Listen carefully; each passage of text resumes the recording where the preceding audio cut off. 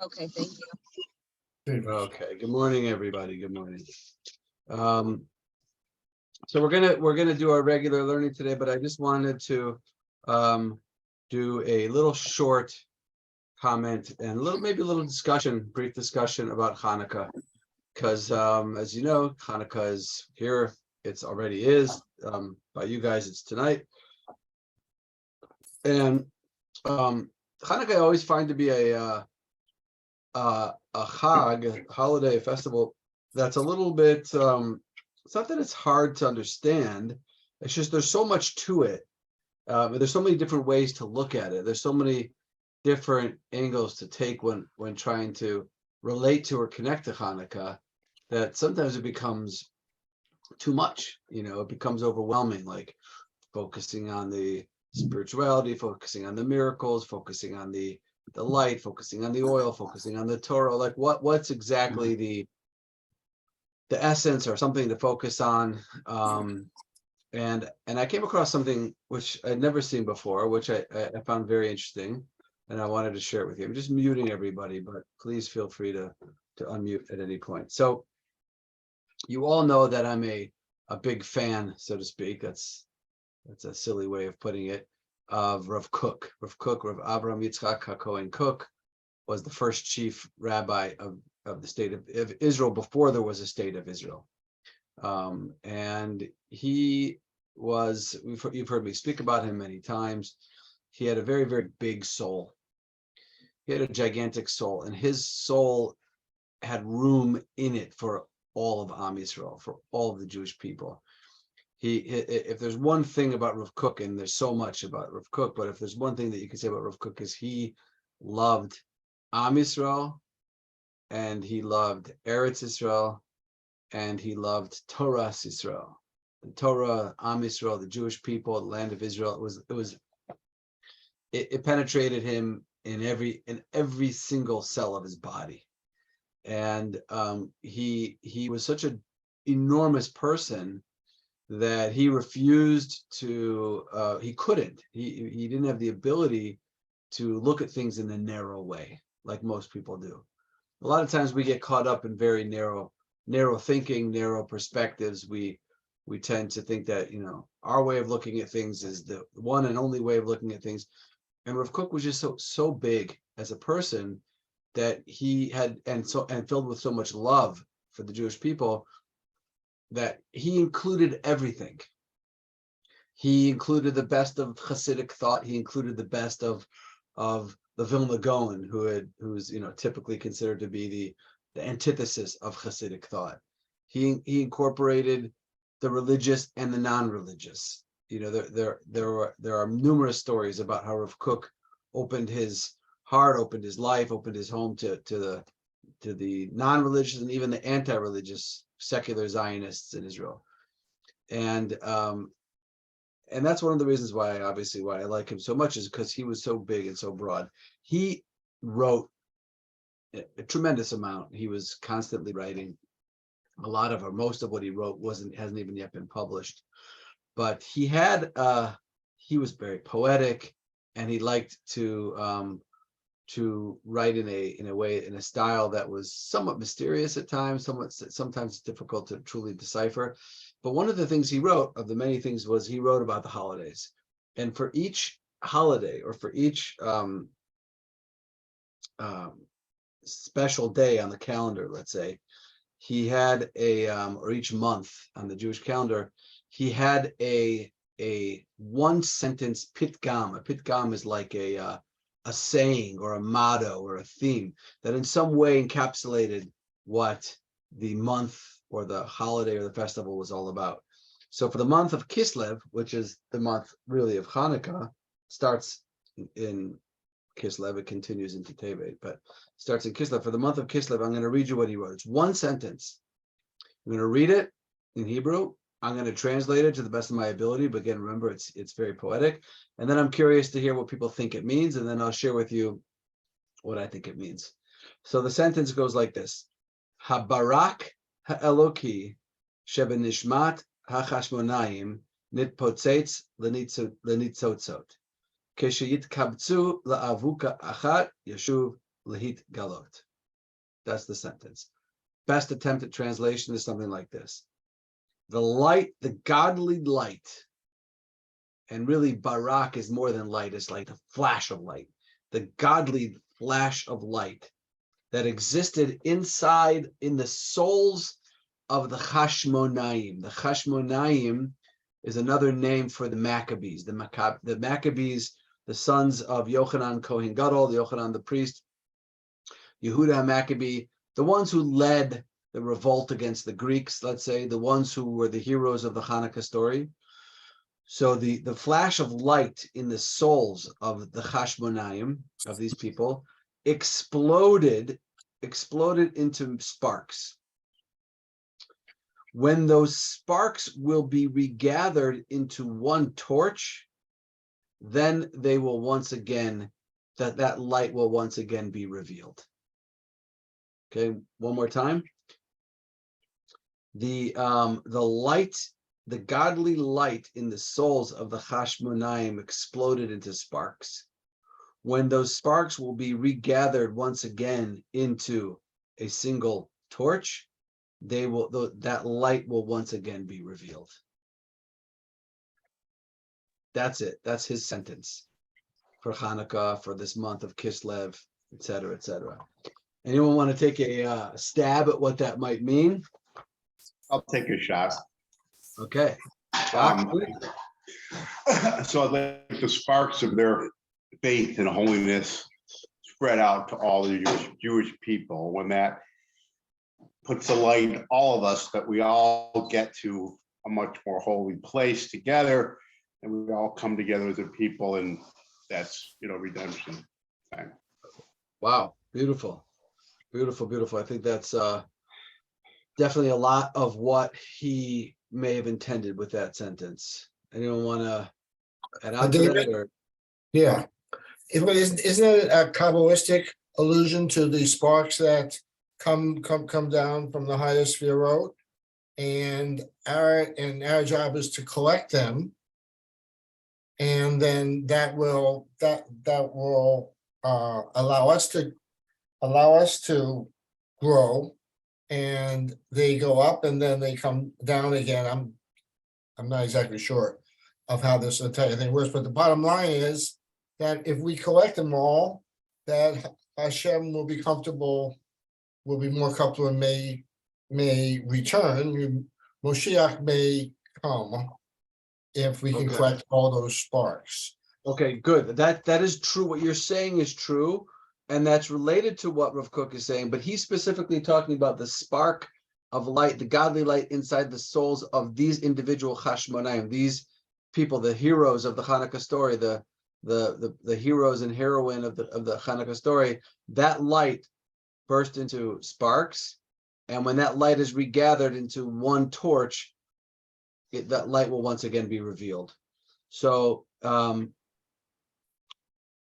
share with you something that this is not my own insight. I don't think I would have been able to understand this on my own. Being that Rav Kook was a giant of a Torah giant as he was, so of course he had hundreds of Talmidim, of students, and his Talmidim had hundreds of Talmidim and thousands of Talmidim. And today in Israel, there are thousands and thousands of scholars in the teachings and the writings of Rav Kook. And they're essential because, as I mentioned, Rav Kook's writings are cryptic, they're poetic, they're difficult to understand on their own. So with the help of these, very amazing students of his, we're able to really kind of understand a little bit more about what he meant or may have meant. So one of his students he's still alive, he's 90 years old. He needs a refuah shlema. His name is Chaim Druckman, Rav Chaim Druckman, Chaim Meir Ben Milka. And he was a student of Rav Kook's son, Tzvi Yehuda, and he explains as follows. Basically, if you want to look at the extreme, there are two extreme approaches throughout Jewish history, throughout the last couple thousand years of the exile. They're really really kind of stand out in recent Israeli history, like in the last 100 years. So one approach or one camp or one school basically said, okay, we have been sent into exile. Now that we're in exile, our job is to hunker down into the world of halacha, into the world of Torah, into the world of Jewish law, Jewish life, Jewish living, spirituality, the Shulchan Aruch, the code of Jewish law, and to focus in that area, and not to look at anything else, not to be involved in anything else, not to interact with anything else, not to participate in anything else, just full on immersion in the, as we say, the Dalet Amos Shahalacha, our little 4 cubits of Jewish law, and put our heads down and stay focused on our observance until Mashiach comes in the Gullus, in the exile. Okay, and that approach, as it relates to Hanukkah, that camp, let's say, has turned the entire story of Hanukkah and all the focus and attention of Hanukkah spins around one hinge, and that hinge is the miracle of Hanukkah, the miracle of the oil. The oil, that's it. The amazing miracle Hashem performed for us. It was a way that Hashem communicated to us as we were going into the darkness of exile, that I'm still here for you. Lighting the menorah is the essence of what Hanukkah is all about. It recalls the miracles of the oil. And we just have to stay spiritually focused. We have to stay committed to Torah and with every fiber of our being, and wait through the darkness of exile until Mashiach comes. And in the meantime, our job is to do nothing but focus on the miracles, focus on our existence as a Jewish people, focus on the Torah and the spirituality and the light of the miracle of the menorah. Let's say that's one extreme camp. Okay, we'll call that, if you want, the religious camp or the ultra-Orthodox camp or whatever.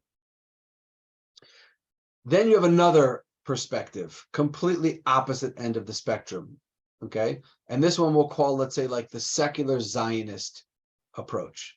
The secular Zionist approach to Hanukkah, it's very funny. Like, if you come here, there's like here, I'm going to quote you a song. There's a song that's very popular, that was very popular among the pioneers of Zionism. I'm talking about the David Ben-Gurions and the Golda Meirs and all the early founding fathers of this country, and the people that came here, pioneers, the secular Zionists who came here to create a new Jew and to eradicate the remnants of this shtetl, and to pull themselves away from any type of connection to what was, to the spirituality and the Torah of the halacha and the Torah. And they were the pioneers. They were absolutely secular in every way. They were socialists. They were anti-religion. So there's a song that they used to sing. It goes like this. On Hanukkah, they used to sing, Nes lo karalanu, pach shemen lo matzanu. No miracle occurred for us.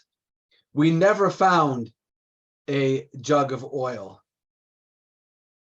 And then it says,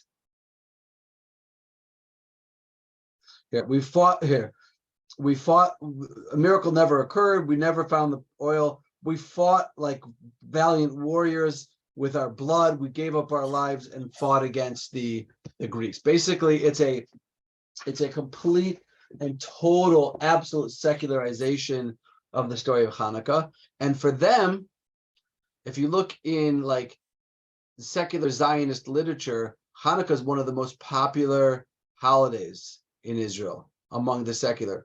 But it's all 100% about our mighty army, how powerful we were. We defeated the Greek Empire. We defeated the world superpower at the time. We were it was incredible show of our military strength, and our military might had nothing to do with Hashem. Forget the oil, that was stupid, that never happened. There was no miracle, there was no Hashem. It was the strength, kochi botzim yadi, the strength of our own hand and our own ability, that we were able to cast off the Hashmonaim, cast off the Greeks. Okay, So these are like the two extreme approaches to Hanukkah. So which one is right?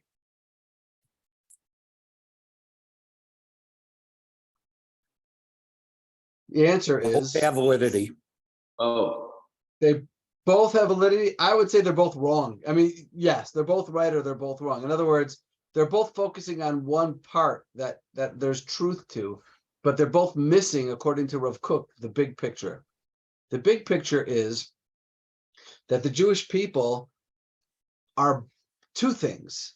We're not a religion, and we're not a secular nation like all other nations.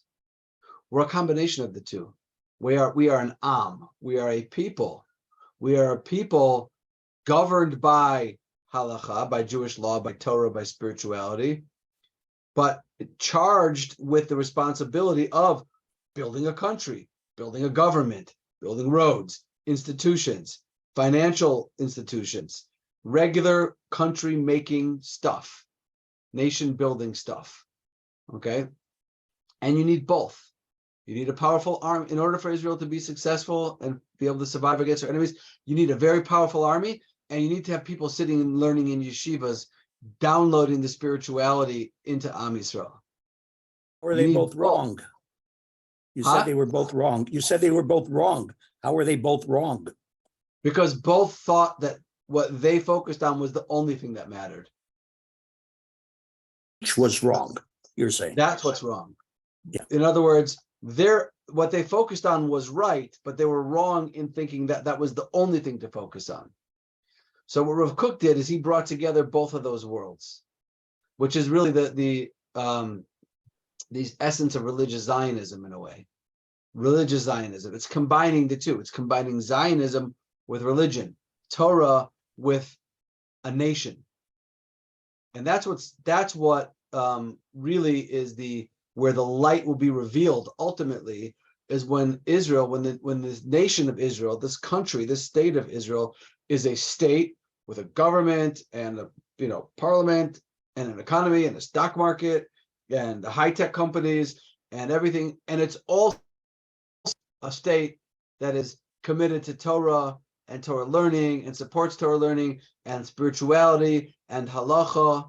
When those two things come together, that's when you will have that's when the light of the Chashmonayim will once again shine. So that's what Rav Drukman explains. That's what Rav Kook meant when he said that bright light that existed within the souls of the Chashmonayim exploded into sparks. When those sparks will be gathered and reunited back into one torch, that's when that light will once again be revealed. Because what were the Chashmonayim? They were Kohanim. They were spiritual leaders, great spiritual leaders, mostly focusing on Torah learning and teaching Torah and spirituality. Okay. And yet at the same time, what did they do when they were threatened by the Greek army? They assembled an army, they collected weapons, and they went out and they fought a physical war.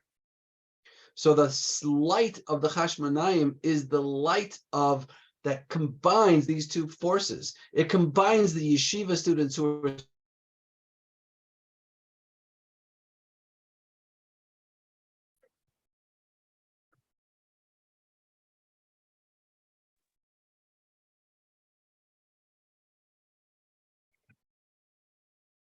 I don't have sound. Anyone else? no, the audio. Rabbi, your audio is gone, if you could hear. Yeah, we missed the last. Oh, then keep your. He's People- buffering now. He's people frozen. fully committed to. Now we're Is good. there? Can everybody hear me? No, we lost about the Okay, last now. 2 Yeah. minutes of audio. Wait, I can't hear you for some reason.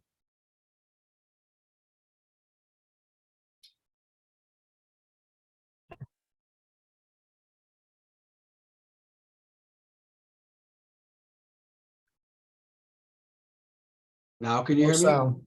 Now, yes, now. You can. Okay, for some Yeah. reason I can't hear you, but I'm seeing Steve that's not Andrews the worst twice thing in for the some world. reason. Okay. In fact, I kind of I enjoy this. Okay, so I'm kidding. It's a joke. So anyway, that's what the Chashmonaim combined. They combined these two powers, these two forces, the force of Torah, spirituality, halacha. I see you, Steve, and holiness with the strength of we're a nation, we're an we're building something, we're creating something here that's going to combine the two. Okay, that was the soul, that was the spark in the soul of the Chashmonaim. And Rav Kook says when these two things join back together in one torch, that's when the lights of redemption will be shining through. The Okay, so I slogan think of it's a very B'nai powerful Akiva, idea. I the don't know slogan what of B'nai happened to my Akiva speaker. is Hold on, Torah this is v'Avodah. weird. I can't hear anybody. Do you hear? Now I can hear it. Yes. Yeah, I was saying the slogan of B'nai Akiva is Torah v'Avodah, which is what you're saying. Right, right. So that this idea is really the idea that at the very core of secular, at the very core of religious Zionism. And that's what Rav Kook's whole life was committed to. That was his light that he brought to the world, was the fusion of these two, bringing together these two powerful forces that can, if brought together, will restore the Jewish people to where we're meant to be and who we're supposed to be. And he says that's the one sentence, his one-liner on Hanukkah. His one-liner is that light, that godly light inside the souls of the Chashmonaim exploded. And that's in the exile, in the Golus, in the 2,000 years of exile, they existed in different places, and bringing those two forces back together, those two sparks back together into one torch, is the goal that we have to focus on and commit ourselves to. And when that happens, that original light will be revealed again, the light of redemption. Rabbi, can you hear me? Yes. Yeah, Would hey, you? Brian. How are you? Good to see you. Great. Is there also an element of sort of each side recognizing the other? In other words, the might recognizing that the side on the might recognizing the secular side recognizing that the might comes from Hashem, and the spiritual side recognizing that we still need to do our hishtadlus, and it's really the coming together of that. 100%. That's exactly what it is. That's exactly what it is. It starts with, at the very least, minimally, mutually respecting and appreciating the roles that each of the sides play, right? At the very least, I'm hoping that there'll be a time soon where your average religious person who's not going into the army, who doesn't participate in that way, will at least, at the very least, be able to recognize and appreciate and express gratitude towards and understand the importance of the role of the secular people that do go into the army. And at the same time, that the secular people can recognize and appreciate the role that the people who are learning Torah and downloading that essential spirituality into and infusing it into our people and into our nation, into the Jewish people, that they'll appreciate and recognize that role and value it as well. Right now, that doesn't exist very much. It's unfortunately. So that's exactly what it is. It starts with recognition and understanding, and then it builds to the point where where there's work together, where there's cooperation, where there's mutual understanding and cooperation and combined collaborative work and effort by both sides to try to bring forward the mission of the Jewish people. Rabbi, isn't that the philosophy of the Hesder Yeshiva movement? Yes, that's exactly the philosophy of the Hesder Yeshiva movement, which is the child, the spiritual child of the religious Zionist movement. The Hesder Yeshiva movement is that movement that combines the two. Students go to yeshiva for a year and a half, and then they go to army for a year and a half, and then they go back to the yeshiva for another year, something like that. It changes some, different ways, but that's the And idea. Doesn't that example set a model for the rest of society that we need, that we're recognizing that both are important and we need both? I think so.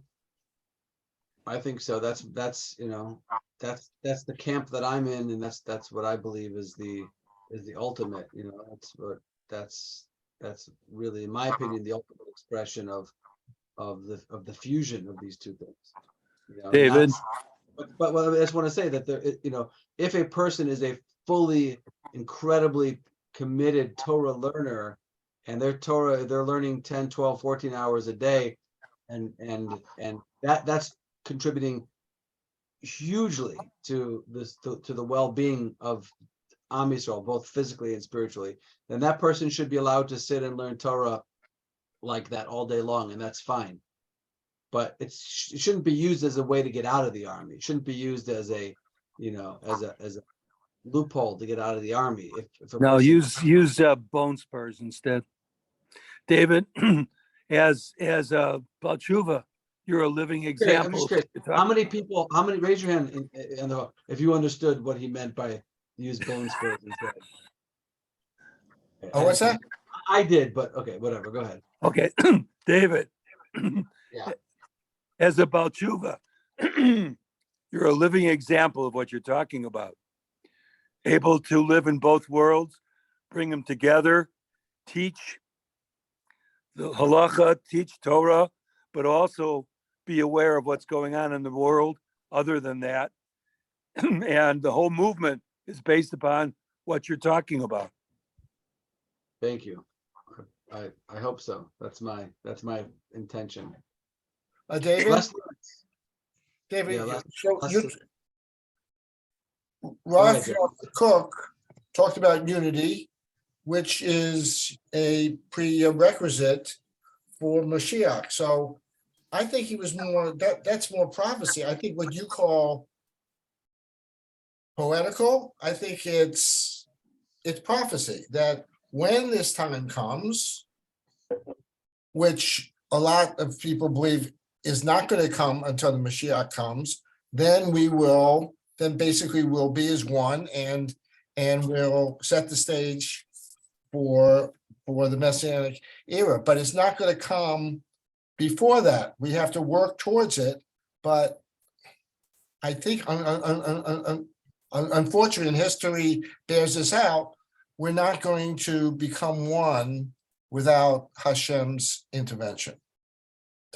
We have to get close enough, but Okay, that could be, and, Yeah. and you're probably right, but that doesn't exempt us from doing everything we can to get there, right? I mean, that not at all. It's imperative that we do it. right. Yeah. Les, what were you going to add there? I'm struck with the fact that the conflict between secular and religious, you could look at Israel as the body with the two elements of soul and body. And you've got kind of the same type of competition taking place, but both elements are absolutely necessary. Yeah, body and soul. That's right. I mean, I don't think Rav Kook's vision ended at there'll be a secular population and a religious population, and they'll work together in harmony and consonance. The secular population will build the roads and the banks and the economy and the high tech, and the religious population will learn in the yeshivas and bring spirituality into the nation. I don't think that was his ultimate vision. I think that was step one, phase one. I think the ultimate vision is a total fusion of the two. And the truth is, I mean, you see it so much. You see it so much in Israel. It's really amazing. I'll just give you an example. We in our ulpan, Ali and I take Hebrew. We study Hebrew, and in that class we do field trips, outings a lot.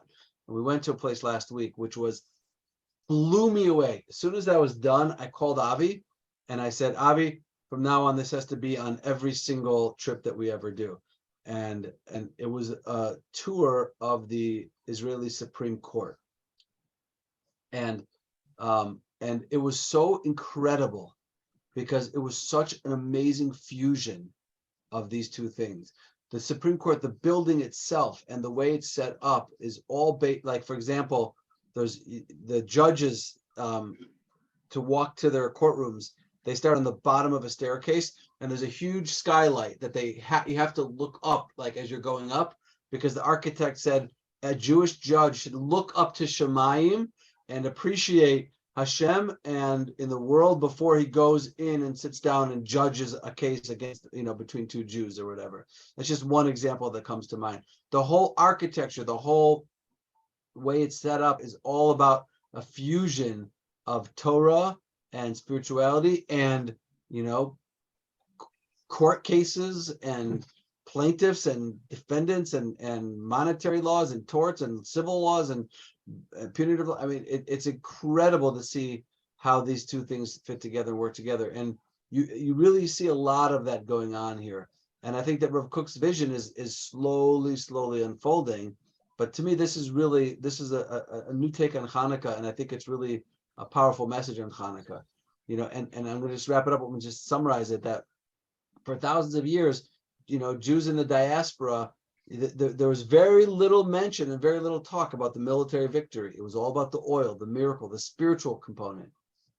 For the secular Israeli Jews, the pioneers, it was all about the military. Everything was about the military victory. We beat the world superpower. And Rav Kook is saying when those two visions and those two dreams come together and fuse into one torch, that's when we know the light of redemption is starting to shine. Yeah, Brian. David, can I add something to? Can I add something Yep. to what you're saying, because it seems to fit so comfortably? Special times require special things, special skills, special strengths. So it's as if the body in total has these separate elements, which are individual people with separate skills themselves. And there are times during which certain skills are absolutely more urgent and essential than others.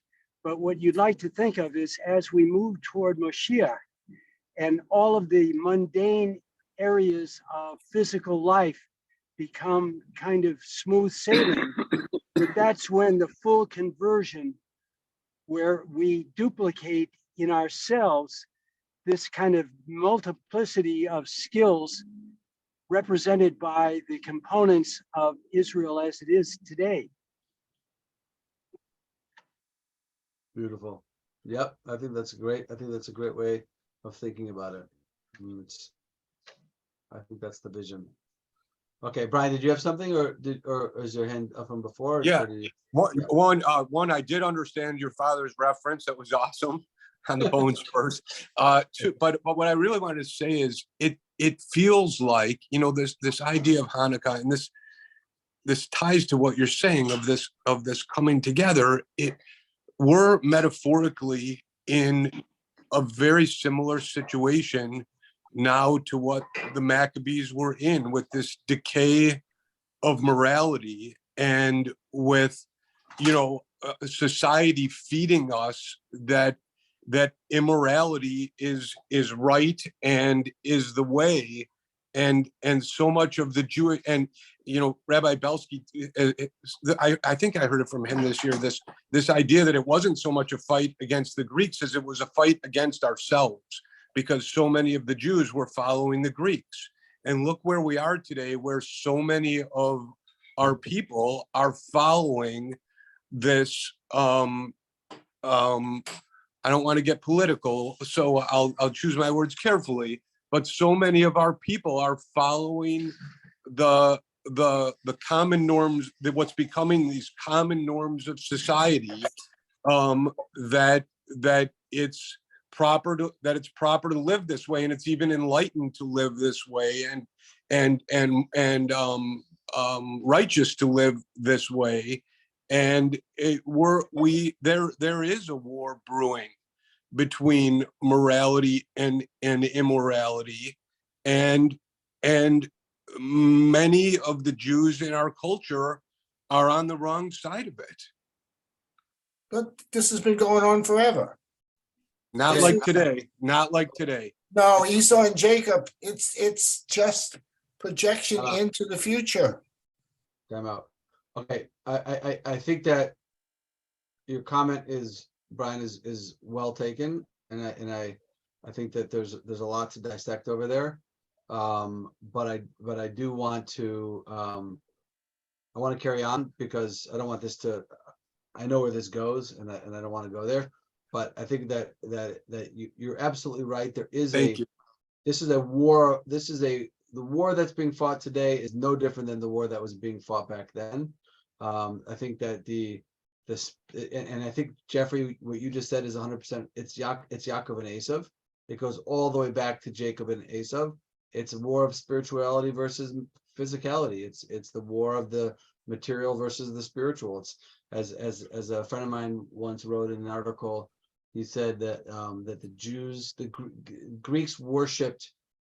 Greeks stood for the holiness of beauty, and the Jews stood for the beauty of holiness.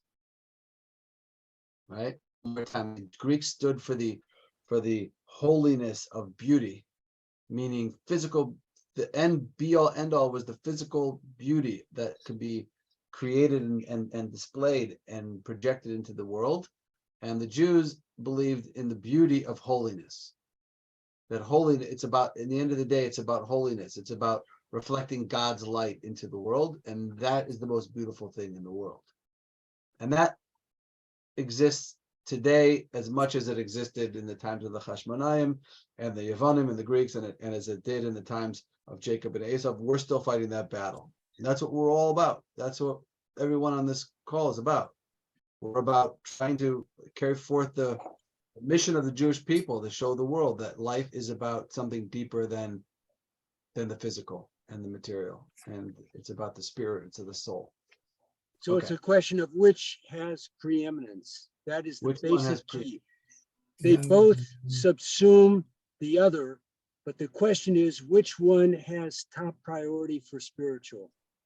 And the implications are huge, because the implications are, at our foundation is a concept of purpose and meaning. That is not a part of what the Greek here accepts this as a fantastic phenomenon that occurred, the beauty of the physical world, and offers no credit for an architect that created it all with a purpose in mind. Huge difference. Well said. Well said. Okay. Absolutely. Okay. I want to turn back to the path of the just, and I want to finish chapter 9 with a few minutes that we have left. So we're on page 158. We're we're in the overall topic of zrizus, passion and excitement and energetic commitment to service of Hashem, doing our mitzvos with energy, doing our mitzvos with passion and excitement, not missing opportunities, not passing up opportunities as they present themselves, in opportunities to connect to Hashem, to do mitzvahs, to learn Torah, to teach Torah, to bring light, to spread light, continuing on the motif of Hanukkah. And we're on page 158. And he's talking about things that prevent us, things that get in the way of acquiring that that quality, that attribute, which I know every one of us would say we all strive for. We all want that. We all want to be passionate and energetic in our commitment to our serving Hashem and our mitzvahs. So, but we all struggle with it. So what are those factors that get in the way? That's what he's talking about. And we're on page 158. The Ramchal notes that one need not resort to scriptural or rabbinic teachings to derive the lessons taught above. One of the things, what the Ramchal did is he went to back up his points with sources, but now he's saying it's all pretty self-evident. You really don't need to back up what I'm saying. Regarding all these matters that I have discussed in the chapter, namely, that the greatest obstacles to zrizus and our indulgence in material comforts, that's also timely and topical, what we've been discussing, and excessive anxiety about the risks associated with performing good deeds. Daily experience attests to them. Their truth can be seen by observing the conduct that is widespread and common among the masses of people, as this is their way brought on by their folly. That's a quote from Psalms. One who studies the matter intelligently will find this to be absolute truth.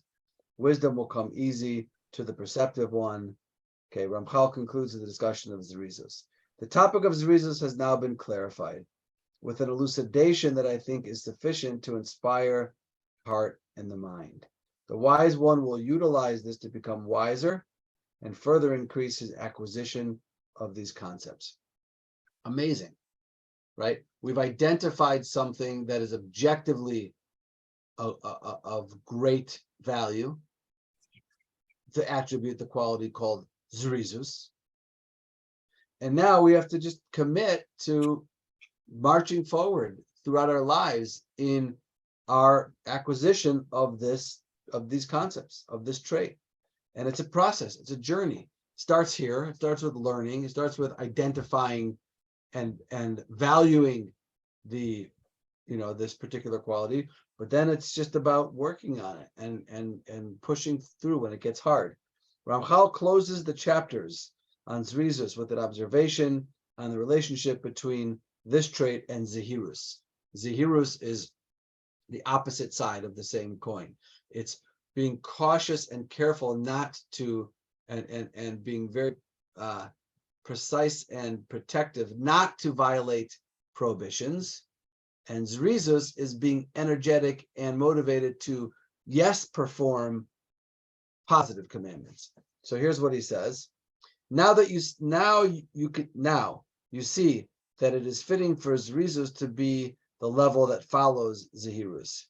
For generally a person will not be a Zariz, someone who practices Zerizus, unless he is first a Zahir, somebody who practices Zehirus. Meaning first you have to learn how to be careful and live an examined life and do a spiritual accounting and avoid doing harm and creating negative spiritual energy. And then, and only then, can you start to focus on how to energetically move toward the good. As we said earlier, King David says in Psalms, Sur me ra ve'aseh tov, turn away from bad and then do good. You can't do good until you turn away from bad. This is because someone who does not focus his attention on being careful with his actions and on contemplating the importance of divine service and its requirements, which is the definition of Zehirus, as I have previously written, will find it difficult to envelop himself in love and passion for the service of Hashem. If I'm like spending a lot of time doing things that I shouldn't be doing, harmful, negative, destructive spiritual things, then I'm not going to be able to truly acquire a burning passion and love for Hashem to do the right thing. First, I have to eradicate the negative behavior, and then I can gravitate towards the positive behavior. For he is mired in his physical desires, and is still racing along the course of his ruinous routine that distances himself from all this. However, once he has already opened his eyes to scrutinize his actions and be careful with them, and has already made an accounting of the gain and loss resulting from the performance of his commandments, and carefully from committing transgressions, that's all Zehirus. It's making that spiritual accounting, understanding what the negative implications of my bad choices are and what the positive implications of my good choices are, and factoring that all together and being aware of it. Once I've done all that, then it'll be easy for him to turn away from evil and to yearn for that which is good, i.e. closeness with Hashem, and to act with his reasons towards acquiring it. This is obvious. Meaning, what's obvious is that these two things go hand in hand. It's a double commitment. Hashem set up the world in such a way that there are things that are positive that a human being should do, and there are things that are negative that a human being should not do. He gave us positive and negative commandments that correspond to those two realities and those two forces. And you can't do one without the other. And you can't just focus on the positive without also working on removing the negative. Yes, it's a lot of light, a little bit of light can dispel a lot of darkness. A little bit of positive can uproot a lot of negative. But you can't just say, you know what, I'm going to go right to Zrizus and I'm going to be focused on acting with passion and energy and excitement in performing my positive mitzvos if I haven't also given attention, if I'm not paying attention and focusing on Zahirus, being careful and aware and examining my actions to make sure that I'm not doing things that are harmful and destructive and anti-spiritual. They have to go together. They're a package. And that's what the Ramchal is stressing here at the very, very end of chapter 9, the chapter on Zrizus. Okay, and then he begins chapter 10, which I think is the longest chapter. Well, not 10, 10 is not the longest chapter, but 10, 11, and 12 discussing the next midah, the next attribute of cleanliness is the longest part of the book. Now, just to give you a heads up, cleanliness doesn't mean, cleaning your fingernails and using deodorant and brushing your teeth and flossing. That's not what we're talking about at all. We're talking about something much more profound, something very relevant, and I think something that we'll all find very helpful and useful as we move on. But that's chapter 9. Any questions, thoughts, comments, insights on anything there before we wrap it up?